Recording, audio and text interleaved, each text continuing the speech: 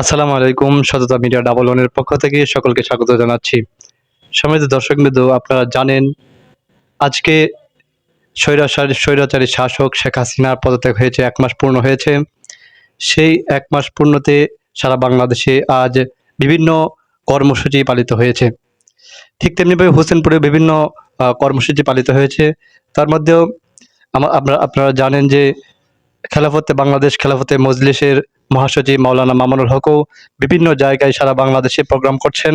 সেই প্রোগ্রাম আবার কিশোরগঞ্জেও মামুনুল হক সাহেবের প্রোগ্রাম আছে ২১শে সেপ্টেম্বরে। সেই মামুনুল হকের প্রোগ্রামের বিষয়ে কিশোরগঞ্জ উনি আসবেন, সে বিষয়ে হোসেনপুরে আজকে একটি মতবিনিময় সভা হয়েছে।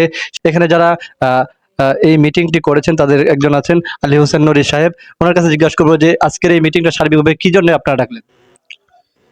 আলহামদুলিল্লাহ, আজকে আমাদের এই মিটিং এটি হচ্ছে আল্লাহ পাক রব্বুল আলামিনের পবিত্র কোরআনের ঘোষণা, ওয়াতাসিমু বিহাবলিল্লাহি জামিআ ওয়া লা তাফাররাকু।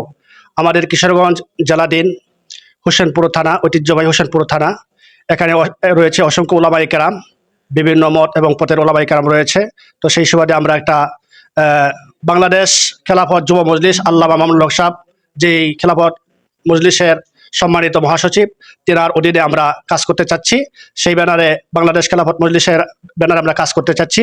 তো সেই সুবাদে আজকে আমাদের এই হোসেনপুর থানা সংলগ্ন ঐতিহ্যবাহী আশরাফুল উলুম মাদ্রাসায় আমরা এক মত বিনিময় সভার আয়োজন করেছি।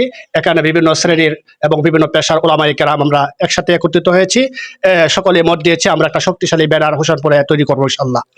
আপনারা যেহেতু এই হোসেনপুরের নতুন একটি কমিটি গঠন করতে চাচ্ছেন, কি সেই বিষয়ে কি আপনাদের কোনো সিদ্ধান্ত হয়েছে? হ্যাঁ, আলহামদুলিল্লাহ সিদ্ধান্ত হয়েছে। এখানে সবাই মোটামুটি আমরা অ্যাক্টিভ আছি, আমরা সামনে আগাবো। এখানে মোটামুটি সবাই মত দিয়েছে যে আগামী ৩ মাসের ভিতরে আমরা একটা তালিমি মজলিস করব। আর একটা তালিমি মজলিস করেই আমরা ইনশাল্লাহ পূর্ণাঙ্গ সদস্য পূরণ আমরা করা হয়েছে। সকলে সদস্য পূরণ করছে ইনশাল্লাহ। সকলে এই খেলাফত যুব মজলিসে জয়েন করেছি, নিয়োগ দিয়েছে। ৩ মাস পরেই তালিমি মজলিস গঠনের পরেই আমরা ইনশাল্লাহ পূর্ণাঙ্গ একটা কমিটির রূপ দিব। এই মজলিস থেকে আপনারা কেমন আজকে সাড়া পেয়েছেন? কেমন মানুষদেরকে ঘোষণা করেছিলেন এই মজলিসে আসতে, আর কেমন সাড়া পেয়েছেন? আলহামদুলিল্লাহ, আমরা যেমনটা চেয়েছিলাম তার সেটা বেশি লোক সংখ্যা, তার চেয়ে বেশি ওলামায়ে কেরাম আমাদের এই মজলিসে, আমাদের এই আয়োজনে, আমাদের এই অনুষ্ঠানে অংশগ্রহণ করছে। এতে আমরা সন্তোষ প্রকাশ করছি। আলহামদুলিল্লাহ।